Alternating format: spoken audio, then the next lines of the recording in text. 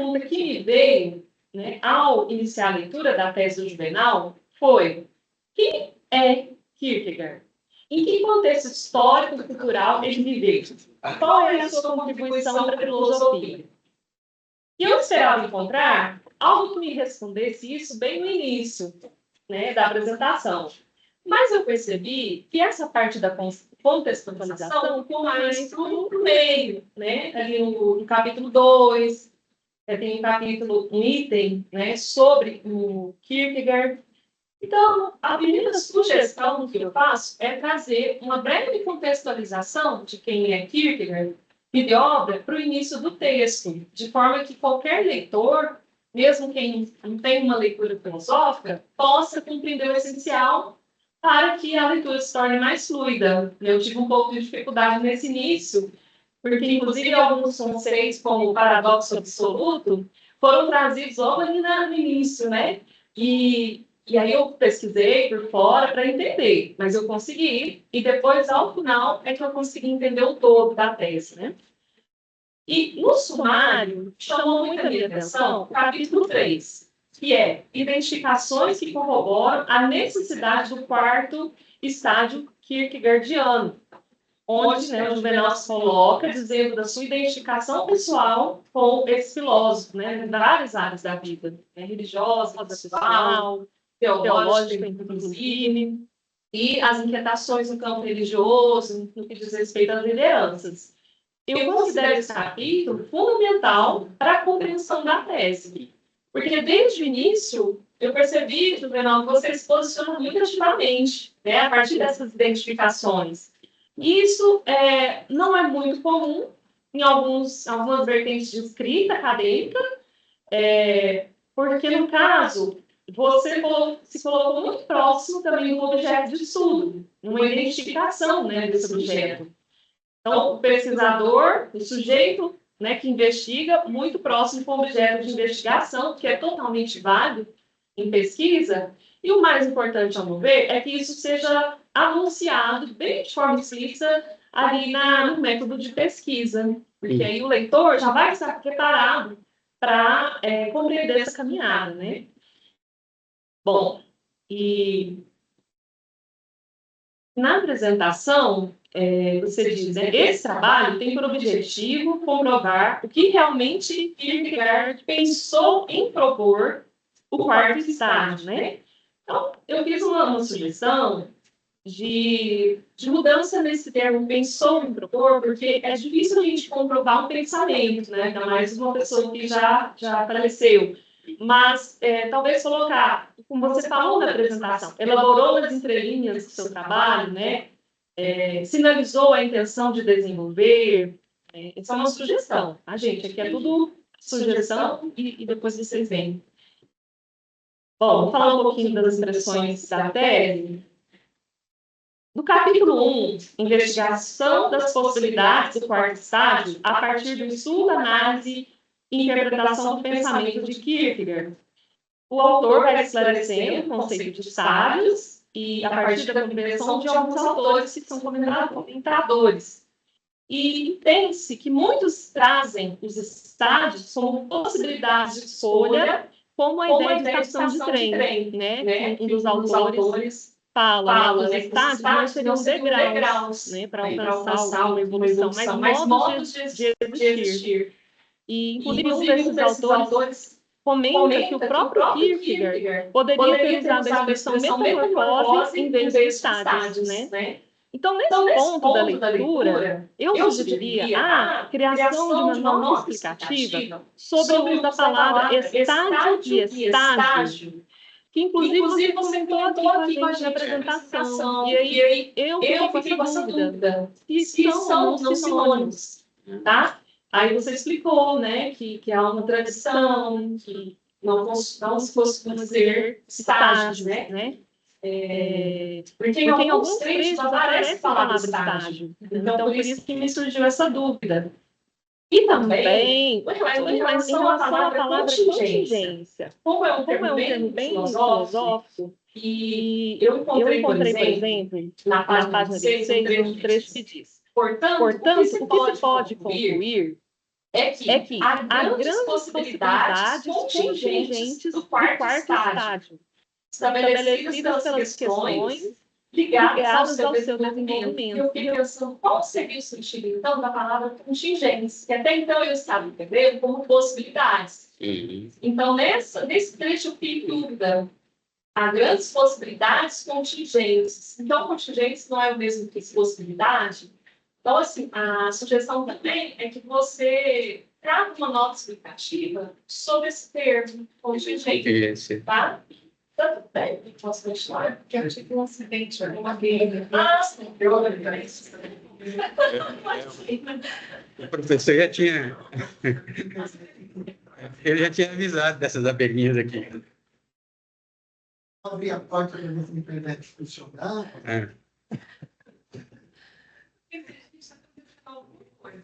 Vamos lá. Eu falando, né? Professor, depois que você fechou a porta, apareceu uma tela aqui, ó. Habilitar o modo... Ah, não.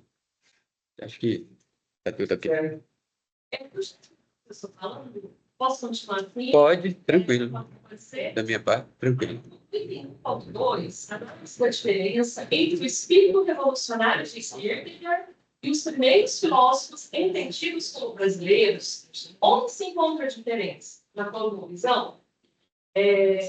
Eu observei muito o título e me parece que você já coloca a resposta ali no título, né? Onde se encontra a diferença? Na cosmovisão?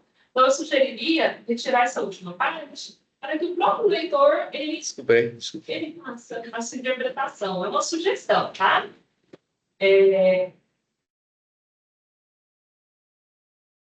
Ainda nesse item, eu sugiro uma nota explicativa sobre a Patrícia Galvão, né, para deixar o leitor consciente de que se trata nessa comparação feita. E no item 1.2, apresenta um argumento importante ao colocar a cosmovisão como a principal diferença em relação ao espírito revolucionário de Kierkegaard, comparado a alguns filósofos brasileiros. Você diz isso. Eu senti falta de uma apresentação de informações, por exemplo, quem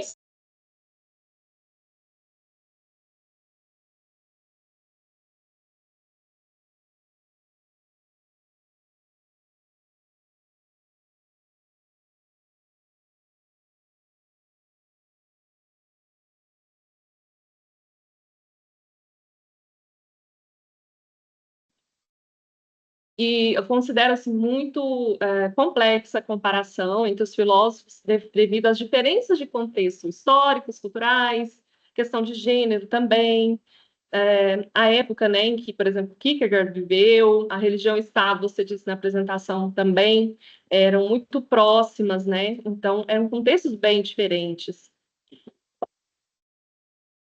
Seguindo o capítulo 2, considero que o capítulo seguiu bastante articulado, tecendo costuras conceituais importantes para a compreensão do conceito de estágios no caminho da vida e, sobretudo, do quarto estágio, né?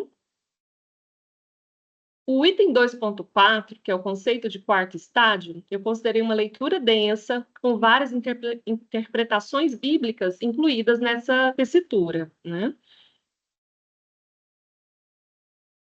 O item 2.6, sobre os dois fatores críticos na proposição dos estágios kierkegaardianos, me pareceu um dos mais interessantes, porque tratou dessas contradições no conceito de trânsito entre os estágios, né? Como que uma pessoa se desloca entre um estágio e outro? É por livre escolha?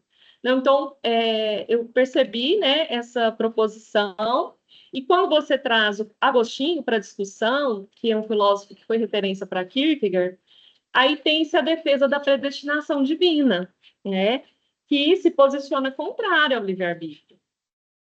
Então, essa ideia contradiz, né, o livre-arbítrio contradiz o conceito de graça divina. Então, a decisão do salto para o estágio religioso seria uma prerrogativa de Deus e não humana. Então, essa discussão sobre livre-arbítrio versus graça, que foi mais desenvolvida no item 2.6.1, a noção do livre-arbítrio, junto com a questão da liberdade, no próximo item, o 2.6.2, que trata da liberdade em Agostinho, mostra essas contradições que também foram vividas pelo próprio filósofo, que é a referência do seu trabalho, e que talvez também perpasse a própria tese, já que essa contradição ela veio também do próprio filósofo, e isso você traz no seu texto, né? O capítulo 3, identificações que corroboram a necessidade do quarto estágio kierkegaardiano. Então, aqui você realçou o pensamento de Agostinho, de Kierkegaard, e você falou das suas identificações com Kierkegaard naqueles campos, né, religiosos, pessoais, filosóficos, teológico, né? E eu considero muito importante a sua observação sobre esse ato nas ideias de Kierkegaard, a partir da desconsideração desse pressuposto da soberania divina, que está acima do livre-arbítrio, né? Que você disse que se Kierkegaard tivesse esse conceito internalizado, ele não sofreria tanto, talvez, né? Porque ele colocaria na mão de Deus e não viveria essa contradição toda, né? Bom, sobre o capítulo 3, eu peço licença para tecer algumas reflexões. Eu destaco, né, a defesa do autor sobre a importância de se alcançar esse estágio final, que é o quarto estágio, e que mais do que anunciar essa defesa da existência desse estágio, ao longo do trabalho, percebe-se uma crítica ou um pesar sobre aqueles que escolhem continuar nos outros estágios, né? Segundo o parágrafo do item 3.4, como alcançar o cristianismo autêntico e se situar no quarto estágio kierkegaardiano, né? Então, esse item promete muito, pensei, nossa, como alcançar, né? Está prometendo muito, cria aquela expectativa na gente, no leitor, para saber como que acontece isso, esse como, né? Então, seguindo o texto, você vem trazendo sobre a vida eterna, e aí você faz a revelação ao contar que é disso que se tratou todo o texto, né, da vida eterna. E quando você vai conversando com o leitor, porque nessa parte do texto você traz uma conversa mais explícita com o leitor, né? Você faz algumas provocações, né? Nos questiona se nós estamos rejeitando a solução para a insegurança, que seria crer na vida eterna. Sejamos nós ateus, agnósticos ou religiosos modinha. Eu fiquei bem curiosa. Falei, o que será religioso modinha? Eu fiquei curiosa. Aí eu fui lá na nota, né? Aí você colocou, todo aquele que busca uma religião porque está na moda ser religioso. Eu fiquei pensando nisso, né? Porque tem um movimento mesmo cultural que a gente observa, né? Nas mídias e tudo mais. Mas eu tenho algumas observações que eu acho que seria muito interessante você trazer algumas referências bibliográficas a título de enriquecimento para corroborar essa afirmação, né? Há pouco saíram alguns dados do IBGE falando sobre o comportamento religioso da população brasileira. Então, talvez trazer um pouco disso, né? Pelo que eu me lembre, aumentou o número de pessoas que se dizem espiritualistas, mas que não têm religião, e diminuiu o número de adeptos a outras religiões. Então, eu acho interessante também, né, se for possível, se for do interesse, trazer algum dado nesse sentido. E esse assunto, ele mexeu comigo, né, pessoalmente também, porque desde o ano passado eu tenho estudado espiritualidade e educação, né, eu faço parte de um grupo de estudo, e me interessa pensar por que alguém busca uma religião, né?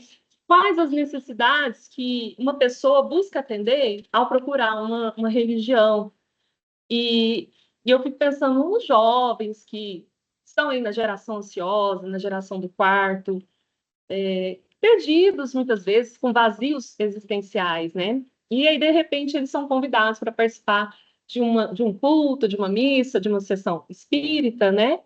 E aí eu fico pensando que quem dirá que esse não seja um primeiro contato também, mesmo sendo talvez por imitação do comportamento, por moda, mas que de repente ali surge uma metamorfose, né? Um salto.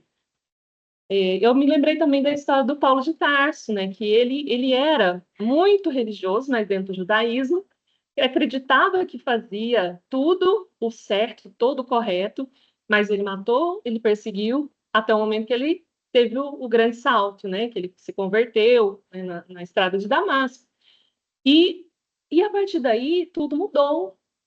Ele passou a ter uma nova visão da vida, mas foi um momento único na vida dele, né? Então, me chamou a atenção quando o autor apresenta a ideia de que muitos possam estar rejeitando por escolha própria essa solução da vida eterna, mas me pareceu que essa escolha, às vezes, não seja tão racional, né? Porque até pela contradição que vem, né, do salto da fé, que é algo que vem de cima da soberania de Deus, e não tanto de uma escolha racional, né? Tudo isso, né, ao longo da sua obra, eu venho percebendo como um paradoxo filosófico que marca, né, quando se fala de escolha por um determinado modo de existência. Porque, pelo que eu entendi, o salto da fé é da graça divina, né? Então, você até aponta num dos trechos que, para alcançar esse cristianismo autêntico, é preciso que haja um nobre despertar que faça com que a pessoa comece uma busca por um cristianismo autêntico e pela salvação da alma, né? E eu pensei que como que seria interessante, você diz, né, a solução para alcançar o quarto estágio é a certeza da vida eterna.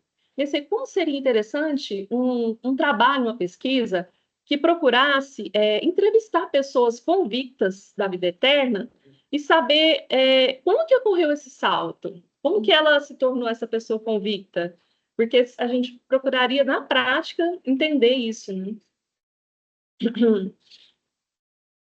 Já indo para o item 3.41, na página 103, nós temos o título: O quarto estágio kierkegaardiano é o estágio pelo qual os verdadeiros cristãos obtêm a segurança da vida eterna.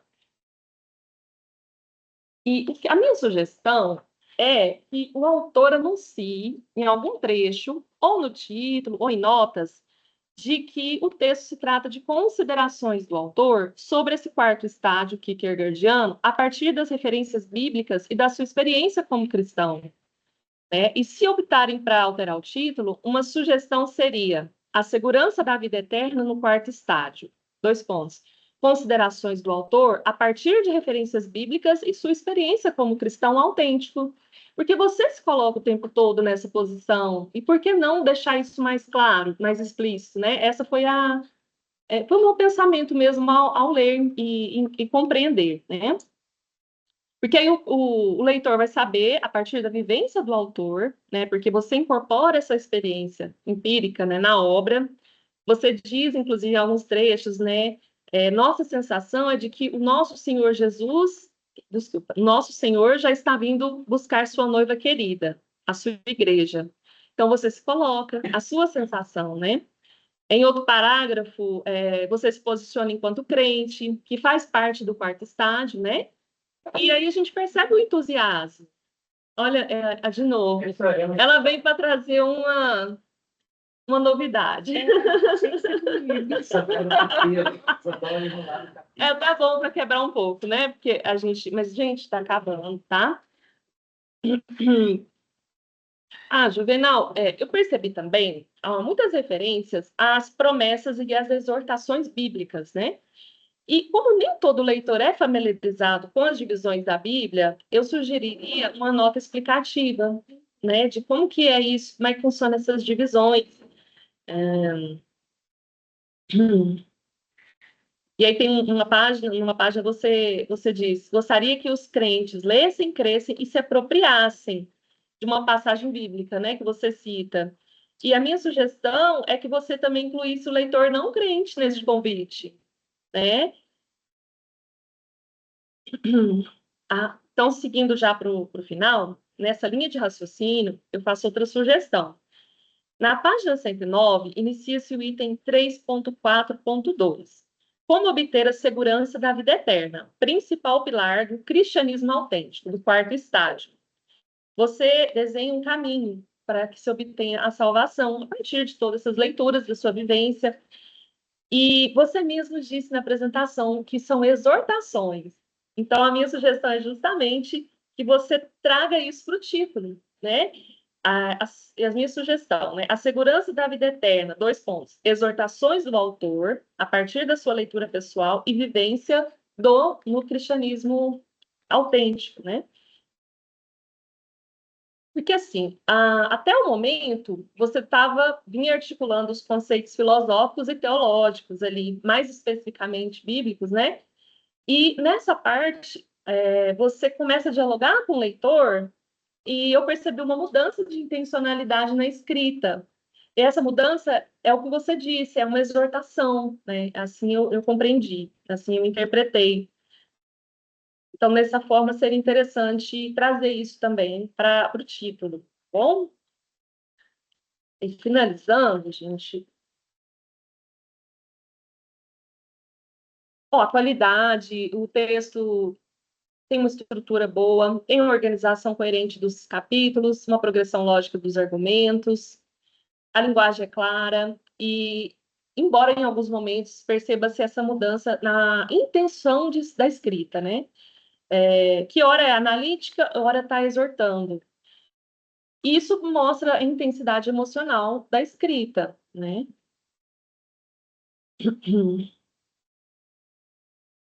Algumas questões que são resolvidas com revisão de normas de língua portuguesa, de formatação mesmo, é a BNT que vocês usam, né?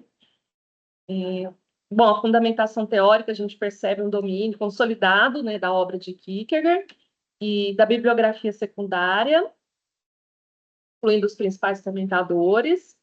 Conduziu bem, né, na minha percepção, essa interlocução dos estudiosos.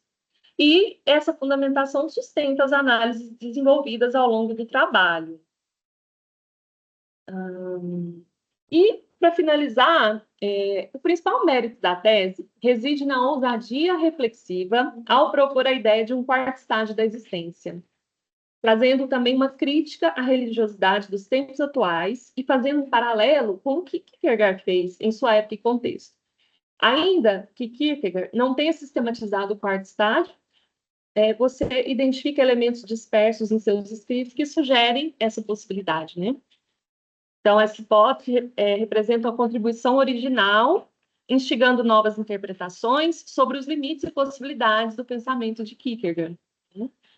E essa proposta sua, né, é apresentada com rigor metodológico e, ao mesmo tempo, com entusiasmo, que a gente percebe na sua escrita. Então, essas são as minhas considerações. Muito obrigada. Juvenal, quer comentar alguma coisa? Só agradecer. Só agradecer. Obrigado, Cláudio. Eu que Depois você manda agradeço. esse texto para a gente, Sim, professor, claro. para a gente poder usar, né, na revisão. Uhum. Bom, então, imediatamente passando a palavra para a Luciana. Então, me apresentei, né? Boa tarde. Sou Luciana, sou professora de filosofia no Colégio de Aplicação da UFA, a ESEBA.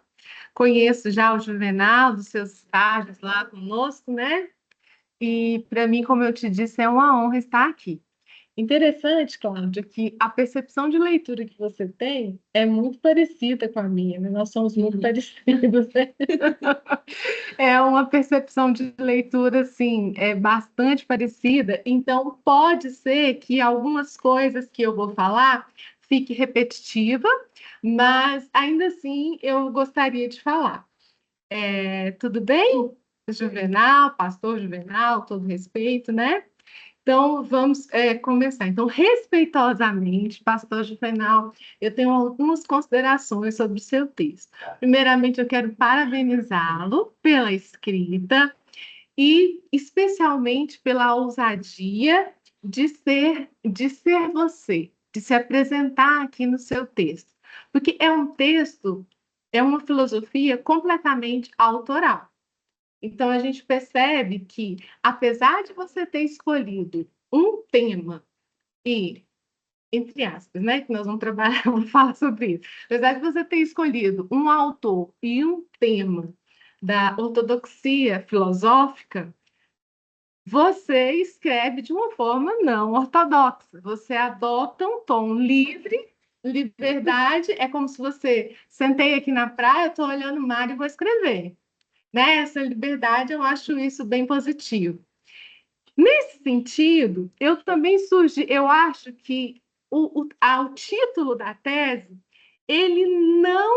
o título da tese, ele não expõe de fato a sua intenção, porque a sua intenção ela está ali dentro do texto, porque você coloca as possibilidades existenciais em Kierkegaard e a busca pelo estágio excelente, o quarto estágio. Na verdade, eu não acho que você esteja falando sobre Kierkegaard. Eu acho que você quer o Juvenal que está falando, e é uma tese sobre o Juvenal, e o Juvenal usou o Kierkegaard para provar a sua tese. Entende? O filósofo aqui não é o Kierkegaard, é o Juvenal. Promovido. Então, é o Juvenal. Até porque o quarto estágio não foi proposto por Kierkegaard. Tudo bem, eu entendi o argumento dele ter estabelecido, de não ter dado tempo, mas como disse a Cláudia, é muito complexo a gente julgar a intenção de alguém, o pensamento de alguém. Apesar de que nas entrelinhas a gente consegue perceber algo, sim. Então é nesse sentido que eu gostaria que eu sugiro, né, muito respeitosamente para você e para o seu orientador, pensar um pouquinho aqui, porque essa tese é sua. Na verdade, você quer, eu entendo aqui, eu como cristã também, né, acostumada com sermões, eu entendo aqui como um sermão, né? É um sermão sobre o problema do cristianismo evangélico nos dias atuais, certo? E o Kierkegaard foi o seu pano de fundo para isso. Ok? Mas parabéns pela sua tese. É uma tese bem escrita, bem estruturada. A gente consegue compreender o que você quer dizer, inclusive até a sua intencionalidade, e você consegue, né, com seus argumentos, provar o quarto estágio. E se a gente não tivesse numa banca de um orientando do Benedito, isso seria super complexo. Mas, enfim, como a gente está numa banca cujo orientador é o Benedito, então está tranquilo. O que eu quero dizer com isso, né? O professor Benedito ele não é muito adepto ao rigor acadêmico no sentido de dar mais liberdade ao orientando, né, Benedito? Para que ele possa escrever mesmo, né? Coloca aí, né? Como você disse, coloca aí. Não que não haja rigor acadêmico, mas no sentido assim, coloca aí, escreve aí, né? Eu vendi me fazia lembrar constantemente. O Renato está escrevendo uma tese. A tese é sua, né? Eu costumo dizer assim, que eu sou rigoroso, mas não sou rígido. É isso. A rigidez acadêmica não é Sim. comigo. É. Mas o rigor está aí, né? Mas Tem o rigor tá leitura, aqui. tem texto, né? Então, aí continuando agora vem com as minhas observações. Bom, na primeira parte do seu texto, eu senti que há na escrita uma dificuldade da passagem de um parágrafo para o outro. Os conceitos foram jogados, foram lançados de maneira solta, sem uma sequência lógica, didática. Eu estou pensando aqui num leitor que não é kierkegaardiano e num leitor que não é da filosofia, entende? Então, eu percebi isso, os conceitos um pouco soltos e não tão explicados. É aquela questão do desenvolvimento dos conceitos que são lançados. Então, se eu falo, por exemplo, sobre contingência, eu preciso explicar o que é contingência. Então, apesar de a gente não querer essa questão do academicismo, né, Benedito? A gente não querer tanto o academicismo, mas não tem gente fugir tanto dele numa tese de filosofia, não é verdade? Então, tem certas coisas, tem certas metodologias de escrita filosófica que a gente precisa seguir. E desenvolvimento de conceito é uma delas. Mas lá para o seu segundo capítulo adiante, aí você faz isso. Você lança o conceito, você lança a ideia e desenvolve o conceito. Mas no início esse conceito não é desenvolvido. Tanto os conceitos lançados, parece que eles estão sendo lançados assim para alguém que é assim, doutor em Kierkegaard, sabe? Assim, eu tenho essa sensação. E aí, o que acontece, Juvenal? Depois, lá para o segundo capítulo, não. Aí você começa a explicar, você usa alguns comentadores, você começa a desenvolver os conceitos. Porém, os argumentos com os quais você usa para desenvolver os conceitos, eu tive a percepção de que ficou um pouco repetitivo. Assim, eu li Abraão na obra inteira, por exemplo. E Abraão, eu só queria te perguntar, Abraão é citado por Kierkegaard, né? Ele usa os personagens da Bíblia para referendar sua teoria dos 3 estágios da existência, certo? Eu vi aqui que você citou, inclusive você contextualizou as escritas de cada obra. Eu achei isso super interessante.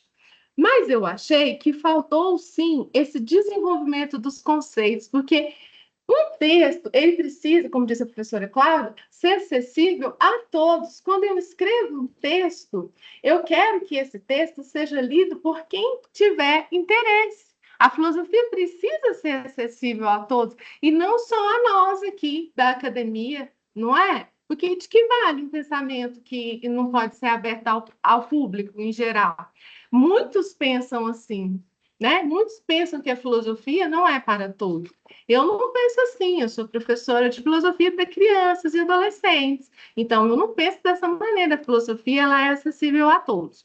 Então, nesse sentido, que se for possível, eu vou te pedir essa revisão nesse início, fazendo uma sequência lógica, didática, explicando melhor os conceitos. Tanto os conceitos kierkegaardianos, quanto os conceitos teológicos e bíblicos. Por exemplo, quando você fala de Abraão, parece que todo mundo conhece a história de Abraão, todo mundo fez escola dominical, e nem todo mundo fez escola dominical, não é? Nem todo mundo frequentou. Então, nem a escola dominical, nem a catequese, enfim, nem todo mundo conhece a história de Abraão, não sabe onde está localizado. Então, por exemplo, eu não vi em momento algum o livro de Gênesis aqui, onde está Abraão, quem foi Abraão, pai da fé, Hebreus 11. Por que que ele é tão referendado? Porque está lá como os heróis da fé em Hebreus 11. Então, eu não vi essa referência aqui. E para quem não tem familiaridade com a Bíblia, e o senhor sabe, nem os próprios evangélicos a conhecem hoje em dia, né? Lutaram tanto para ter acesso à Bíblia, e hoje em dia a Bíblia é um artigo decorativo, né? Lutaram tanto para isso, mas infelizmente a gente sabe que as pessoas não conhecem a Bíblia. Então é muito interessante, de uma forma mais didática, pensando aqui com a minha cabecinha de professora, explicar isso didaticamente. É uma forma de evangelizar, olha aí. Explicando, sabe, fazendo referencial. Outra coisa, os conceitos de graça, que você lança lá no início do texto, eu acho interessante. Graça, juízo, pecado original. Para alguém que não é do nosso meio, que não é do meio, o que é isso? Né? O que é isso? Para alguém que é de outra religião, que história é essa? Não é? Então, é necessário. Quando você vem com Agostinho, aí não, você explica a teoria da graça de Agostinho. Mas a graça é explicada de outra maneira. Como é que Calvino, por exemplo, entende a graça? Vamos lá, como é que a graça é apresentada por Lutero, já que a gente citou aqui a Igreja Luterana? Enfim, então eu senti falta dessas questões para que o texto se torne cada vez mais acessível. E aí, uma outra coisa que eu senti falta do texto foi de fundamentação teórica de comentadores.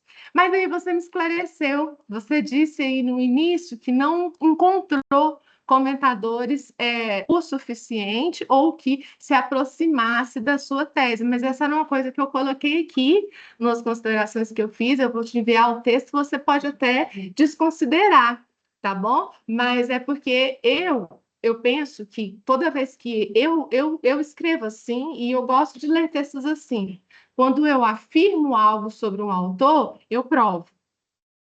Né? Essa é uma metodologia científica. Se eu afirmo, eu provo, seja com comentadores ou com o próprio autor. Então, eu senti falta disso lá como eu falo, no primeiro capítulo, em muitos momentos do texto. Já no final, você começa a tomar isso. Por exemplo, quando você escreve sobre Agostinho, ali, para mim, é o formato do texto perfeito. Você cita a tese, você desenvolve o conceito e você cita. Você explica, desenvolve o conceito e faz uma citação. Aquele modelo de texto, ele me agrada mais, porque ele é mais didático, ele é mais compreensível e ele prova o que você está falando, ok? Uma outra questão. Agostinho. Eu tenho a impressão de que Agostinho, ele é super importante para você. Eu sei, como você disse, que Kierkegaard leu Agostinho. Mas para provar o quarto estágio, eu sinceramente não entendi o Agostinho aqui para provar o quarto estágio. Eu entendi o Agostinho aqui para provar o seu sermão, as suas admoestações em relação ao cristianismo evangélico atual, né? Mas eu não entendi o Agostinho aqui para provar Kierkegaard, porque o próprio Kierkegaard, apesar de ter fonte agostiniana, ele não usa o Agostinho para a explicação dos estágios. Então, assim, o Agostinho apareceu aqui, ó, que legal, Agostinho tem essa. Assim, bom, Agostinho, o que você está fazendo aqui, meu querido? Eu cheguei escrevendo minha leitura. Tira o Agostinho. Exatamente. Agostinho, Depois eu o que você está fazendo aqui, Agostinho? Eu não entendi sua presença aqui. Mas depois da intenção eu entendi, porque a intenção dele é provar a tese dele. Essa é uma tese do Juvenal, não é uma tese do Kierkegaard necessariamente. Kierkegaard, na verdade, está abaixo de você nessa tese, né? Eu volto a dizer isso. E não tem problema nenhum, tá? Para mim não tem problema nenhum. Se o seu orientador também deixou, então é porque não tem problema nenhum, enfim. Então, falei do Agostinho, que era uma coisa que eu queria muito falar, muito mesmo. Outra questão que eu quero falar. Eu queria entender melhor essa crítica que Kierkegaard faz à Igreja Luterana dinamarquesa no seu período. Que igreja é essa? Ela está fundamentada em quê? Como essa igreja se desenvolveu? Em que ela se distanciou do luteranismo original? Detalhadamente, sabe? Me contextualiza historicamente essa igreja. Por que essa igreja luterana dinamarquesa é diferente das outras? E me contextualiza também qual é a crítica que Kierkegaard faz a essa igreja, porque aí sim eu vou conseguir entender o quarto estágio kierkegaardiano a partir de Kierkegaard também, não somente do Juvenal, entendeu? Porque se eu vejo aqui, nossa, essa igreja está realmente complexa, né? E vejo que o Kierkegaard criticando ela, aí eu posso vislumbrar o quarto estágio a partir do próprio Kierkegaard, tá? Aí eu vou tentar entender, eu vou tentar adivinhar a intenção dele, mesmo que ele já tenha morrido, né? Assim, tal. Entendeu? Nesse sentido. Benelo, eu tô terminando, não precisa olhar com essa carinha para mim, não. Ó. Olha só. E aí, para finalizar, eu acho que eu já falei o que eu queria falar. Eu escrevi ao longo do texto algumas coisas. Eu marquei de vermelho problemas de ortografia, que eu sei que é do cansaço da escrita, mas é bem sucedido sem o hífen. Repetição de palavras, mais.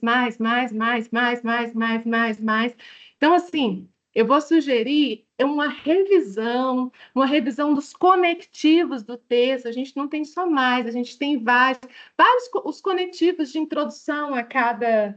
Ver se não está repetindo muito, sabe? E isso é normal, a gente cansa na hora da leitura. E o mais importante não é isso, o mais importante é dar o recado. Porque teoricamente, do ponto de vista teórico, filosófico, não há erros na sua tese. Do ponto de vista teórico e filosófico, a tese está correta. Então, agora, essa questão de escrita sempre vai aparecer na tese de todo mundo. Eu tenho certeza que todo mundo aqui que já passou pelo doutorado está lembrando dos comentários sobre isso, né? Fica tranquilo, isso é normal. E aí também rever as normas da BNT. Cito uma. No corpo do texto aqui, eu encontrei momentos em que você usa tamanho 11 e para citações você usa tamanho 10. Não é que está errado, mas não é usual. O usual é que o texto venha Times Roman, tamanho 12, e as suas citações vão lá para o parágrafo 4, linha 4, lá na régua, e o tamanho é o tamanho 11, fica até melhor para a gente poder verificar. E em muitas citações faltou, por exemplo, você fala Kierkegaard, página 15, qual o ano? Faltou o ano. Então, mas é coisa assim, simples, que basta apenas uma revisão. No mais, parabéns pela ousadia de se mostrar, Parabéns por defender sua tese, por defender o cristianismo que você acredita, tá? Parabéns mesmo. O texto, teoricamente, ele está perfeito, não poderia ser diferente, né? E somente esses detalhes que eu coloquei. E tinha mais alguma coisa que eu queria falar? Ah, sim. Só que eu sou uma estudiosa na filosofia que defende muito a tolerância religiosa. E eu tenho muito medo dos termos que eu uso não ofender outra religião ou não religioso. Então, apenas eu queria dar esse recado, a gente fazer uma revisão para que, por exemplo, o cristianismo, mas o cristianismo se manifesta de várias, não, o cristianismo está todo errado. Então, assim, você está falando de um público específico, que é o seu, não é o seu, desculpa, assim, do evangelicalismo brasileiro, né? Você está falando do evangelicalismo, do neopentecostalismo e do pentecostalismo, que não existe mais, já virou neopentecostalismo também, tudo já fundiu, não existe nem mais o pentecostalismo histórico, né, representado no Brasil pelas as Assembleias de Deus, então isso não existe. Mas eu acho importante, quando você fala o cristianismo, então, o cristianismo, eles são vários. Então, por exemplo, um leitor católico, por exemplo, se meu irmão lesse o texto aqui, ele ia ficar chateado. Porque ele é o único católico da família, mas ele ficaria chateado. Ele ia provocar. Ou iria assim, eu te entendo, porque você é pastor, e a sua essência é evangelizar. Evangelizar é exortar, é ensinar, é discipular, é provocar. Mas, ao mesmo tempo, eu, como estudiosa sobre intolerância, minha tese é sobre isso, é tomar cuidado apenas com os termos, porque senão, ao invés de você conquistar o seu leitor, você afasta. E é isso. E parabéns, que Deus te abençoe. Parabéns por chegar até aqui, tá? E muito obrigada pela honra de fazer parte desse momento. Presente. Jornal? De novo, só agradecer. E as observações, e depois a gente vai. Tá, depois eu te passo aqui, a Cláudia também vai passar as dela. A das Cláudias estão bem mais bem feitas, mais detalhadas do que Mas a o minha, Agostinho, você não vai. Agostinho. o Não Agostinho. podia deixar de estar ali. Eu sabia, né? Porque Agostinho... Está exatamente para mim onde ele está, porque, pelo menos intencionalmente, Intencionalmente, né? provar que Agostinho não viveu o cristianismo. Aqui tem uma cristandade, ele viveu o cristianismo autêntico. E Calvino viveu? Calvino também. Cada um com as suas nuances. Somos humanos, né? Somos todos humanos. Eu não concordo totalmente com o Calvino, mas amo os dois. Eu te entendo, foi só uma provocação. Adorei. Obrigado. Filosófico. Falaram tudo, né? Falaram o quê depois disso, né? Arguições brilhantes. Na hora que você começar a usar os verbos aí, vai ser uma enxurrada. Armindo, vamos fazer aquele intervalinho, depois você retoma? Boa ideia. Vamos tomar um cafezinho, né, gente? Banheiro, já que está Como eu disponível. digo na aula de doutorado, que todo mundo é doutor, mas é gente ainda. Vamos tomar um cafezinho, né? Acabei de avisar o Wagner que a gente vai entrar num cafezinho. Eu vou aproveitar e vou passar o meu computador para cá, para aparecer o Wagner aqui. Eu vou virar a mesa. Não, esse não fica de costa. Pode ficar ali, não? Fica todo mundo assim, ó. Tá, esse não foi o computador, não. Vamos virar. Quer que te ajude já? Pode ser, foi? Tudo certo. Não tem mais. Tem, isso é só o que está aparecendo. E aí está gravando, eu vou dar uma pausa na gravação. Mais nada.